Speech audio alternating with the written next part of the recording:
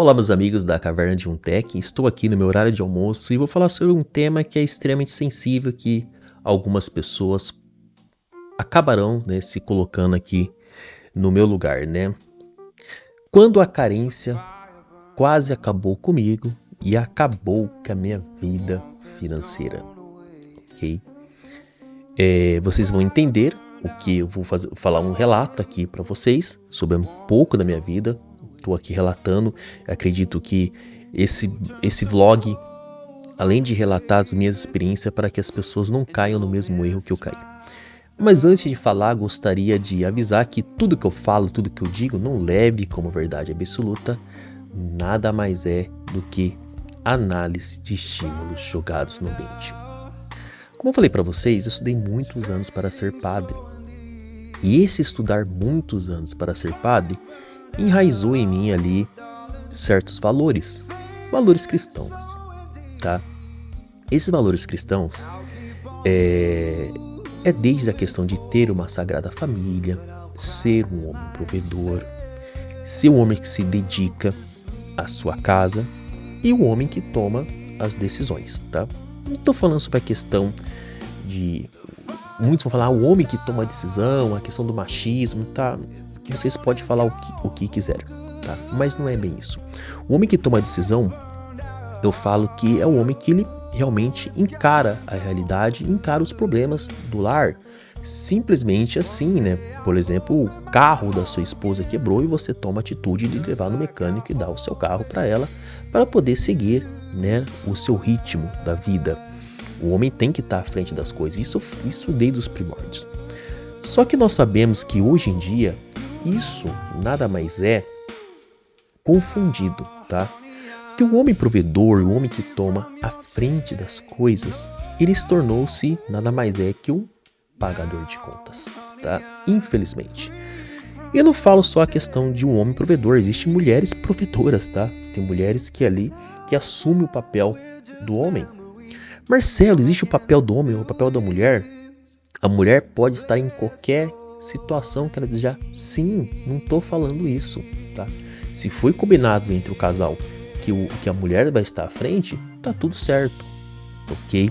Eu estou falando sobre a minha perspectiva de estudo e sobre a minha perspectiva, dos meus valores.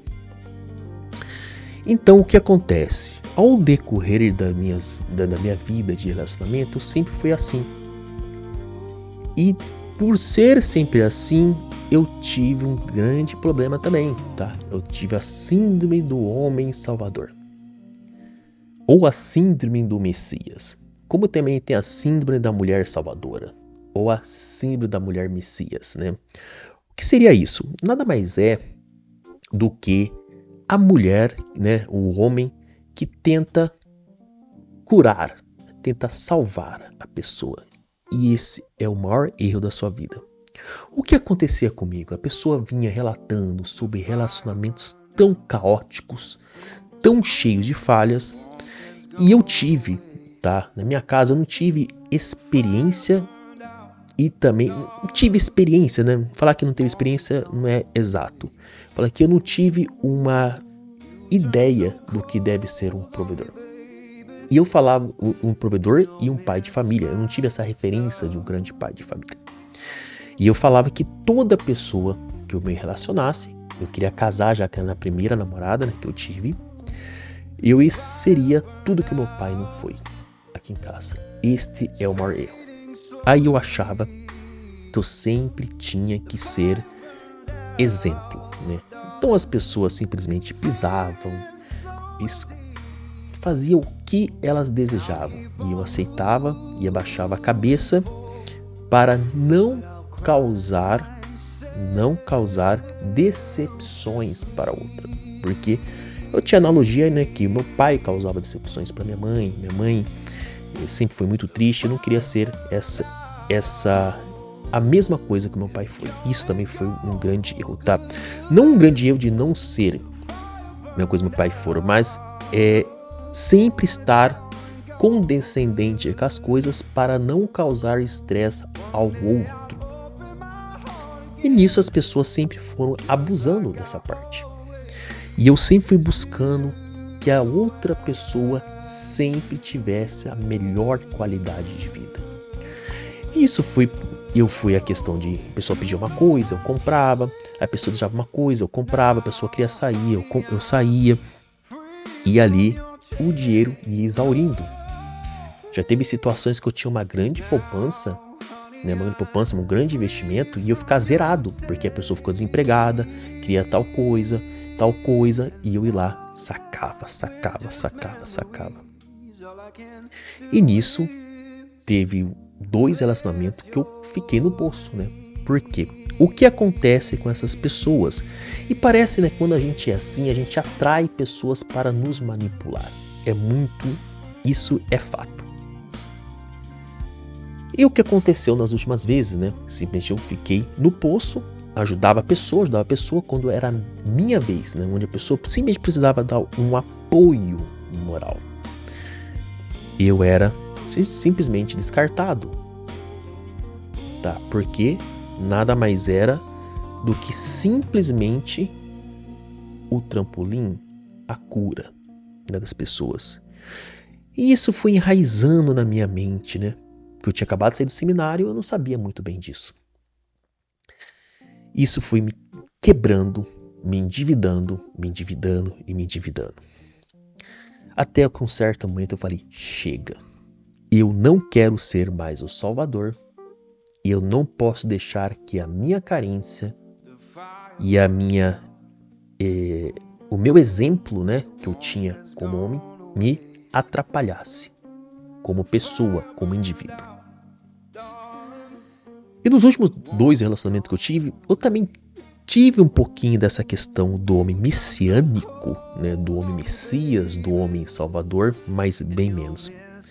Quando estava perto ali para começar a entrar nesse ritmo, batia uma campainha na minha mente.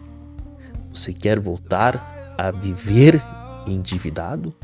Você quer voltar a ficar na relva? Você quer voltar as pessoas te usarem durante muito tempo e te descartar? Aí que geralmente eu fazia o teste realmente para ver se a pessoa que está ao seu lado é a pessoa que deveria estar ao seu lado. E se você sabe como que é esse teste que eu fazia, e se um dia eu voltar a me relacionar e eu vou fazer, espero que a pessoa não veja o meu vídeo, é o teste da crise financeira. Você pode ter uma carteira de investimento gigantesca, mas nunca mostre. Você simplesmente, depois de um tempo de relacionamento, você começa a cortar de sair, começa a reclamar, falando que você vai perder o emprego, você vai ficar desempregado, e começa a falar que simplesmente vai ter que fechar as portas e vai ter que economizar. Na minha experiência, não dura mais 2 meses sempre. É engraçado isso. Porque as pessoas, quando elas estão ao seu lado, apenas para que você ajude num propósito, quando você cai financeiramente, pode ser homem, pode ser mulher, você vai, no pensamento dela, você vai tornar-se um peso morto. E as pessoas não querem ter um peso morto na sua vida, tá? Marcelo, mas eu amo muito a pessoa que eu estou ao meu lado. Mas é melhor você realizar um teste desse e sofrer o que tem que sofrer, do que lá na frente você doar a sua vida para as conquistas e ter que depois que doar tudo, né? Porque você vai perder a maioria das suas coisas. Hoje em dia já não faço mais teste porque eu assumi o celibato de novo, né? O celibato, né? E não pretendo sair porque o meu último relacionamento me enraizou muito ainda mais essa ideia do celibato que eu não deveria ter saído. Minha vida financeira decolou, meus estudos decolaram, eu consigo ler muitos livros agora por mês, consigo realmente investir muito mais dinheiro do que eu investia antes e realmente lutar pelos meus propósitos. Mas Marcelo, isso não é uma fuga? Pode ser que sim, porque eu sei como eu sou. Se eu começar a gostar muito de uma pessoa, e pode ser que reviva esse Marcelo messiânico, ou Marcelo Salvador. E isso não é bom para mim. Então, a sabedoria do homem, a sabedoria que você conquista ao decorrer da vida é se conhecer. O próprio Sócrates já fala, né? Conheça a ti mesmo. Quando você se conhece, você não cai em cilada. Você fala assim, ó, se eu continuar desse jeito, eu vou voltar a ser aquela pessoa. Então, você corta o mal pela raiz. Cortar o mal pela raiz seria você não estar mais presente num relacionamento do qual só tem uma única via. Ok? Então, tome muito cuidado. Porque se você é uma pessoa carente, se você é uma pessoa que tem essa síndrome do messiânico, igual eu, do Messias, tome muito cuidado. Se você está envolto, né, adentrou dentro de um, né, realmente adentrou, né, dentro, né, seria redundante, né, adentrou em um relacionamento, faça o teste da crise financeira. Eu acredito que uma grande porcentagem ficarão solteiros ou terão aquela pulga atrás da orelha. Gostaria só de relatar isso para vocês. Vou tentar fazer uns vídeos assim meio que diário sobre alguns pensamentos, sobre algumas coisas que estão com a minha vida, o que eu melhorei na minha vida, para que vocês não caiam no mesmo erro. Até mais.